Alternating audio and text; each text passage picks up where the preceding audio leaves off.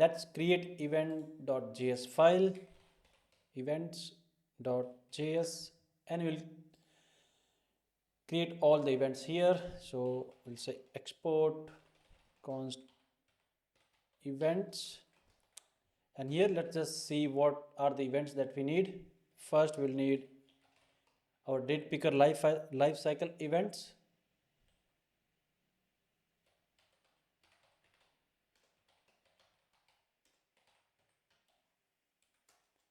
Then we will need date selection events.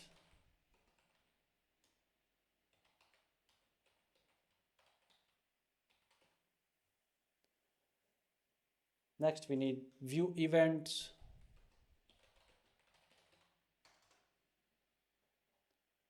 And finally we need state events.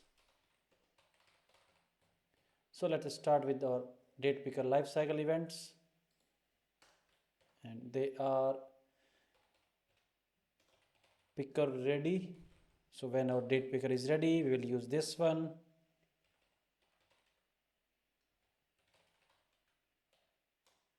Next we have picker open.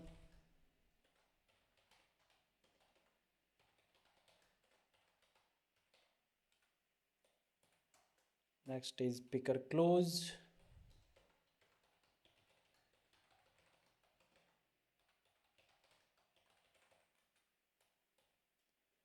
And the last life cycle is picker destroyed.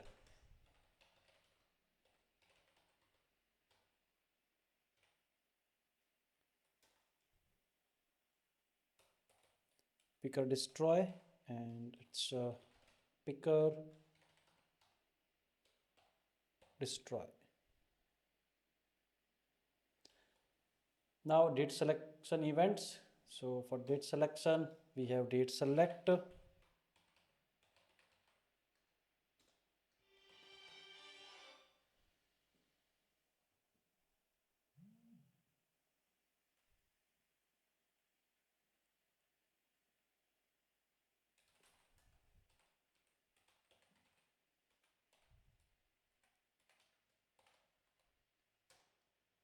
Next is date clear.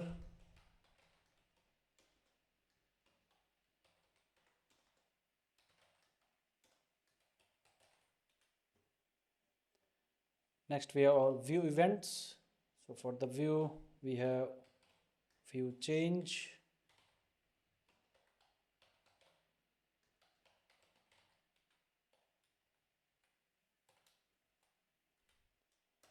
Then we have view rendered. So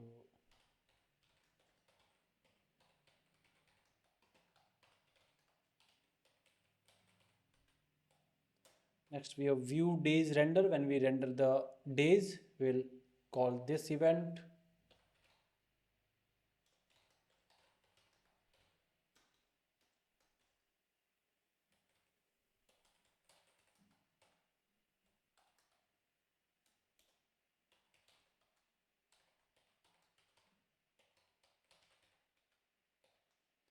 Next we have view shown.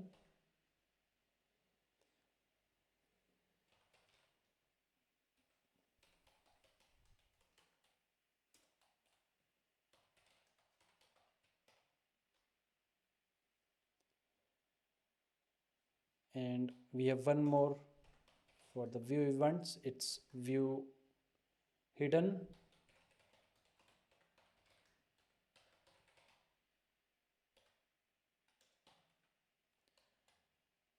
Now our state events, we have state change.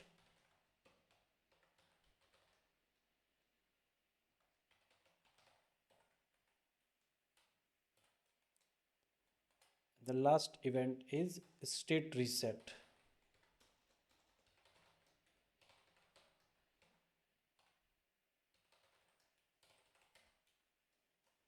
So these are all our events that we will use. And now we'll create a function that can dynamically just generate a value for event when you pass a property name. So we'll say export function state event. We pass a property name. When we will use, you will see why we are using this function here, or like why we are creating this function here. Return state property name, and we will export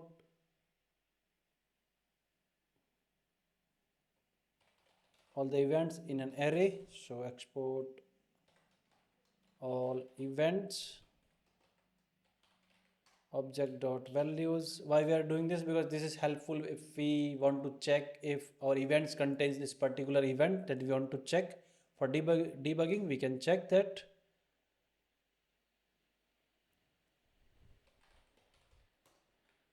And we can add a default export to our all events. Okay, our events file is ready. Now let's update the values in our state manager. So let's go to the state manager. We can start with this value first. So let's replace it with, this is state change. We can say events dot state change, and let's import this value. So it is imported, but we need to add .js here. Now if we scroll here where we updated the value, let's check this value. It is state change. Next value is dateSelect. So we can say events dot, what was that, dateSelect. So we'll say events dot dateSelect. Next we have view change. So we'll say events dot view change. Next is picker open. We can say events dot picker open. Next is picker close. So events dot picker close. We have date clear here. So let's update this one. Events dot date clear, and we have this reset here. We'll say events dot reset. Events dot